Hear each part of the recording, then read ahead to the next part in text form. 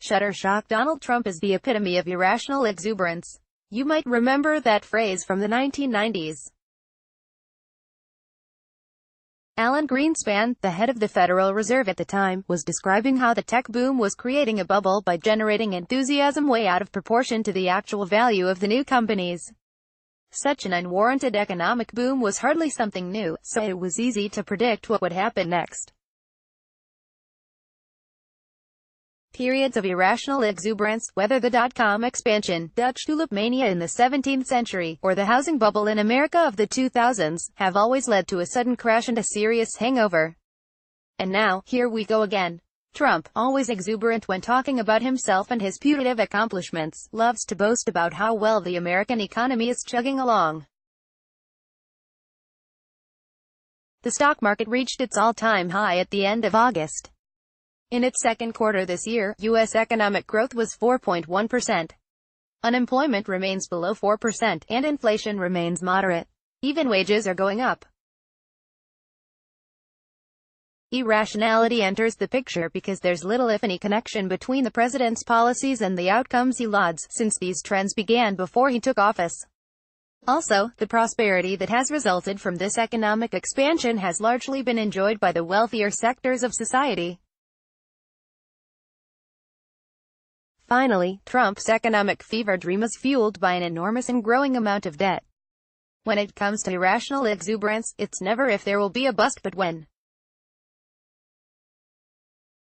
On the 10th anniversary of the financial collapse of 2008, it's worth looking at the potential pinpricks that will pop Trump's hot air balloon and send America crashing back to earth. Mountains of debt. Let's start at the top. It doesn't take a math whiz to figure out that an expansion of military spending, an overall budget that's as big as his predecessors, and a massive tax cut would produce an enormous budget deficit. Although Trump promised to balance the books if he became president, he's done the opposite. The deficit for this year will rise to $890 billion. It was about $660 billion when Obama left office. Shortfall in government expenditures will rise above $1 trillion next year. Deficit spending makes sense during a recession. What Trump is doing now is essentially allowing the rich to siphon the cream off the top, providing the middle class with some skim milk, and leaving the sour dregs for everyone else. And unlike during earlier economic expansions, government revenues are actually falling, which is what small government advocates are secretly cheering. Less money, less government. It's not just the government that's in hock. Total household debt reached a new high in August, $13.3 trillion.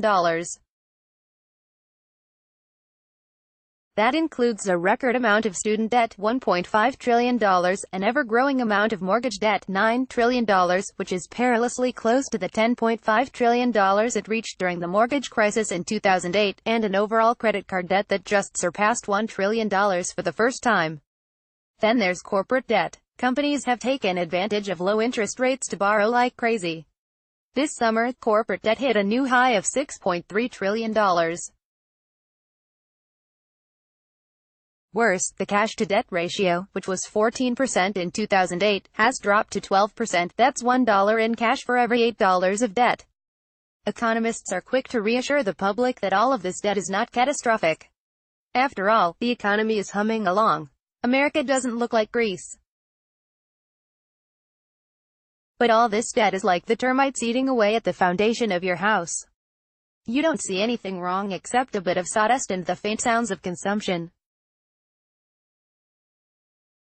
And then, one day, you're sitting at your kitchen table and, boom, you're sprawled out in your basement with the wreckage of your house around you.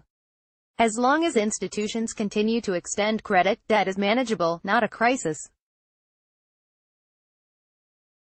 In other words, if creditors are still willing to buy treasury bonds, then the United States is good to go.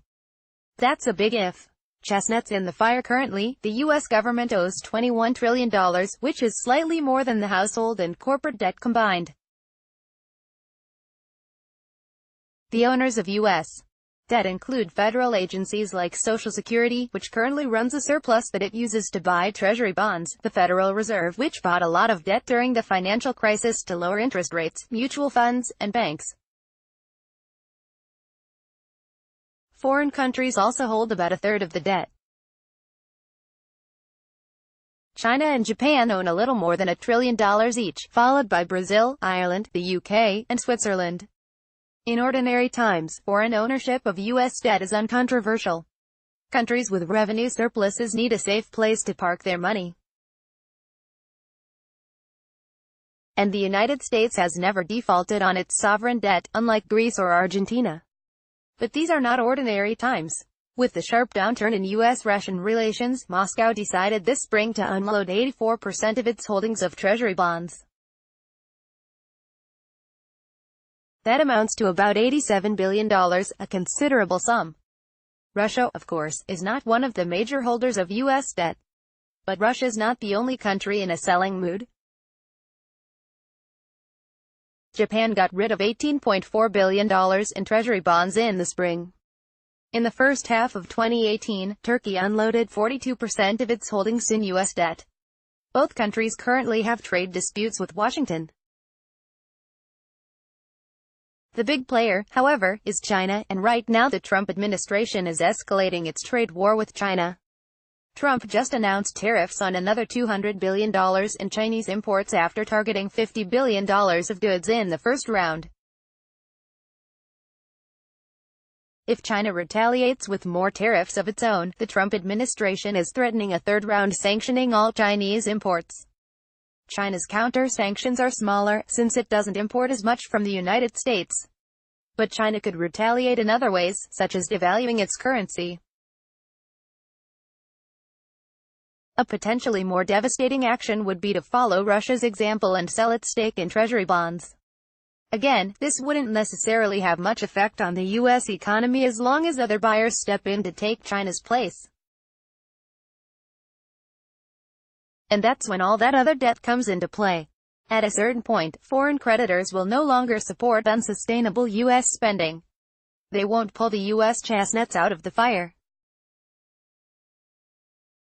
Here's another sign that foreign confidence in the U.S. economy is waning. For much of the post-World War II era, international transactions have been conducted in dollars. That has meant that people, and countries, have wanted dollars. But that situation is changing. The U.S. dollar remains the currency of choice for transactions, but by an ever-diminishing margin.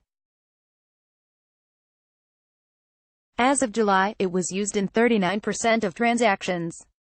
The euro was in second place at 35%. Further down the list came the pound, the yen, and the yuan.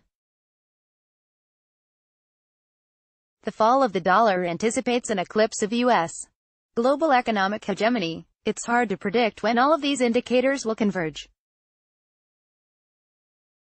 Hedge fund manager Ray Dalio expects a major economic downturn in the United States in 2 years, after the impact of the tax cuts disappears and the government finds itself short on money.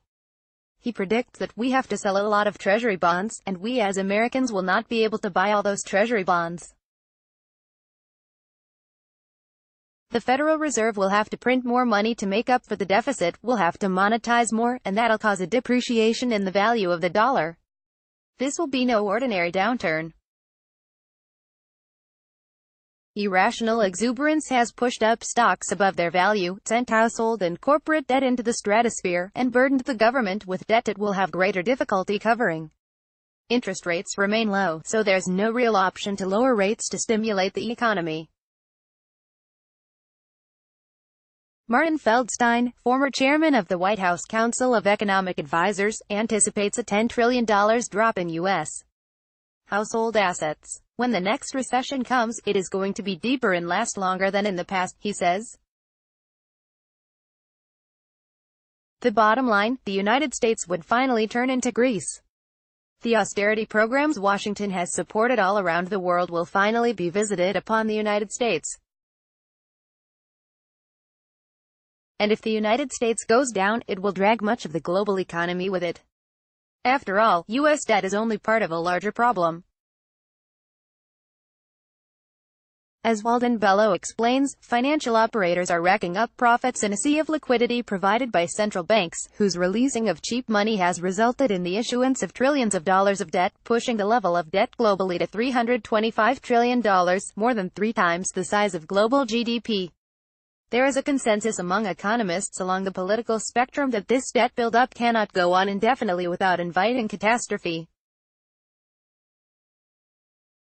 Forecast: more inequality. The Trump administration, in addition to its irrational exuberance over the current economic expansion, is taking various steps to make matters worse.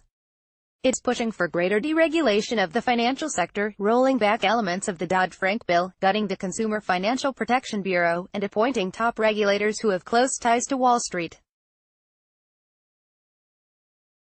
Instead of draining the swamp, quips Aaron Klein, policy director of the Center on Regulation and Markets at the Brookings Institute, the Trump administration is telling the alligators that the zookeepers are taking a nap. Economic inequality is not an unintended consequence of deregulation. It's one of the goals. You might think that the administration simply wants to move as much money as it can to the 1% before the debt hits the fan. But here's the really depressing part. The wealthy make out like bandits during an economic downturn as well. As Colin Schultz explains at Smithsonian.com, the stock market did well after the last financial crisis. Anyone whose finances survived the initial blast had a chance to regain ground in the recovery, or even profit.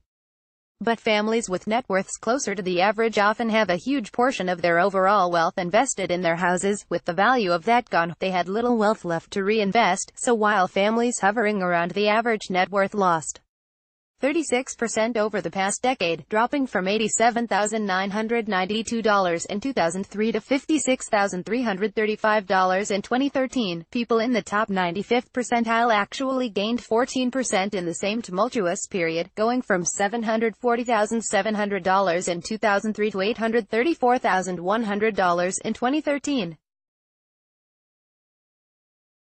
All that creative destruction you hear about when there's a market correction? Ultimately, it's just the sound of the rich getting richer and the poor getting poorer. The termites are having a feast. But they're not dining out at mansions.